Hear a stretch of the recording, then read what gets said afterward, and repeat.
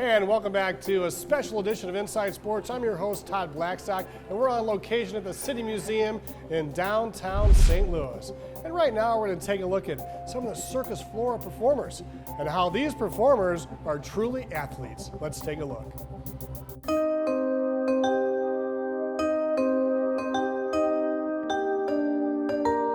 As soon as you step into the ring, nothing else matters except what you're supposed to be doing. Eliana and Claire are known as the Eliere Duet. They perform on this aerial hoop known as the Lyra. Eliana has been performing for Circus Flora since she was a baby. At 2 weeks old, I played the baby in Circus Flora, actually. And if you come see the show, they do my trick where they actually get balanced in someone's hands.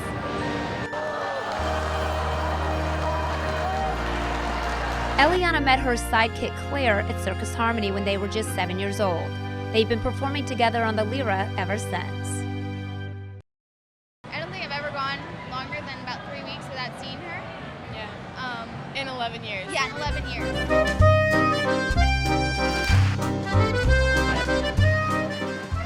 St. Louis is one of only 3 cities in the country with a circus of its very own.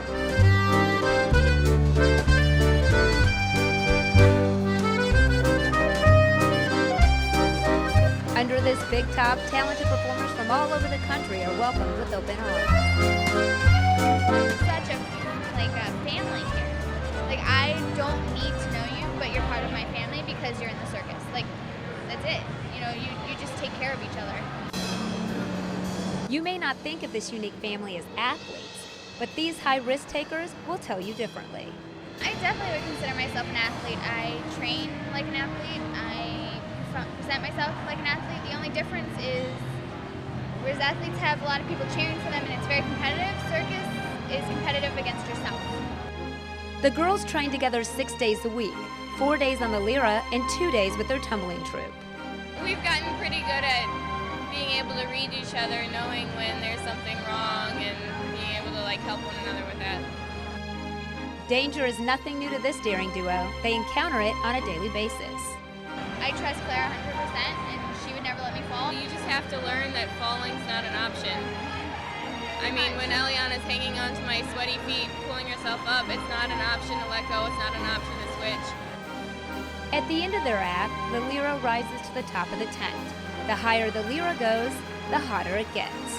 This is when Eliana swings and grabs onto Claire's sweaty legs, then slides down for a dramatic foot-to-foot hang. And then she has to climb back up and hold on to my sweaty legs to bring herself back up to the Lyra. And there's nothing I can do except flex as hard as I can. There's no other way I can you can't help wipe her, the sweat grab off in under between her. the tricks. Just be like, all right, audience, 1 second. I need to de-sweat. Just give me a second. Wipe it off your ass. Right, exactly. For these talented aerialists, being a circus performer goes beyond the intense training, stability, and mental strength. For them, it's more about entertaining people. You know, we're here to perform, we're here to make people happy, we're here to bring joy to the audience. And so it's a fun job to have that you're making people smile. Circus performers, athletes, however you choose to categorize them, smiles are exactly what they bring to each show.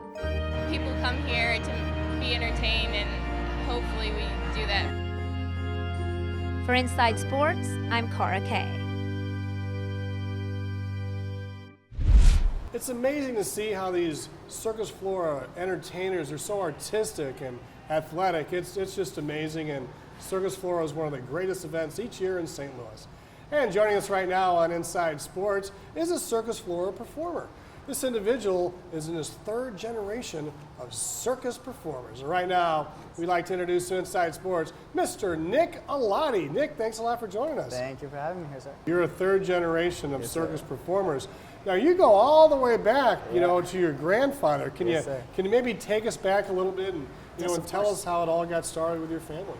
Okay, well, my grandpa was actually a gymnast when he was younger, and a scout actually came to where they work, where they train, and he was like, "Hey, for a movie, I'm looking for people who can do a flying act," and they're like, "We're gymnasts. We could probably do a flying act." So it was my grandpa and a couple of his friends that actually started with the flying act, and that's kind of how he got to find Now, his way in the he's got a circus. lot of exposure over the years. Oh, I mean, yes. what are some of the, I mean, CNN, wasn't he the guy they Yep. blew out of a cannon? Yes, sir. He started off with flying trapeze, and then after a while he did single trap. He did a lot of circus things, but he ended up doing cannon. That was his ultimate thing. He built a cannon and just decided to shoot himself out of a cannon. You know, and Regis and Kathy Lee, I mean, this guy is actually a pretty famous guy, and he's your grandpa. Yeah, he actually has the world record for the longest cannon shot in the world, actually, yeah. My dad has one of the most amazing stories I've ever heard of. He just came up from nothing. He was rock bottom, you know. He was a little kid living in a cardboard box, and then slowly trained, got into circus, came to America, got even in the movies. He was in the movie The Doors. He was The Doors with Val Kilmer? Yeah, exactly. He was in a small part. There's a dog. I think they're walking in a hallway, and this dog does a backflip, and that's my dad. My dad and his brother, yeah. No and kidding. he did that, and then that same year that he came to America, he also performed for Michael Jackson. So he was really nervous for that stuff too. But yeah, his story is quite incredible. He's an amazing person. Now, in this past season of Circus Flora, you had an opportunity to perform with your family. That must Yes, have been sir. a thrill. Oh, it was great. It was great. I love the people over there. I love the ambiance. It's really nice. The people are so warm and welcoming. It's really good. You know, one of the reasons we brought you on Inside Sports was because of the training.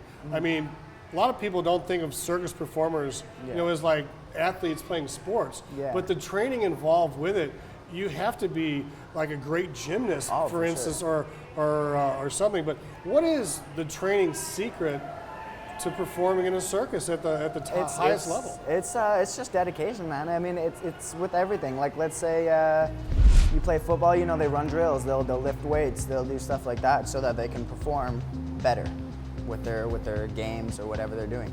Same thing with circus. A lot of people practice 3 to 4 hours a day, and that's consistent. That's not even, I'm gonna practice an hour now and an hour later. It's all the way through 3 hours a day, 4 hours a day, depending on what they're doing. But I think it's more consistency than anything, because not only, I'm a juggler, right? So not only do I juggle, but I also have to work out, I also have to stretch, because you wanna put yourself in the best physical condition to be able to perform for people.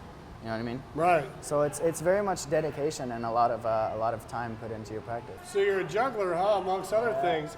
All right. Well, let's see what you got. We're gonna take a quick break right now, and when we come back, we're gonna have Nick out here on the set here and you know, performing for us. We'll have a little sneak preview after this.